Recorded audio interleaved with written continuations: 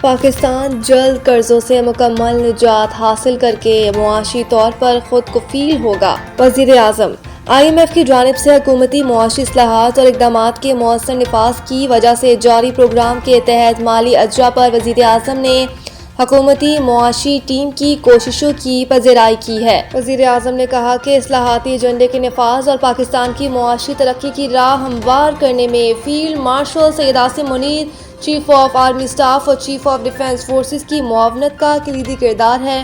انہوں نے کہا کہ عالمی مالیاتی فنڈ کی جانب سے پاکستان میں معاشی اصلاحات اور اقدامات کی مؤثر نفاذ پر اظہار اطمینان معاشی ٹیم بالخصوص وزیر خزانہ محمد اورنگزیب اور ان کی ٹیم کی محنت کا منہ بولتا ثبوت ہے۔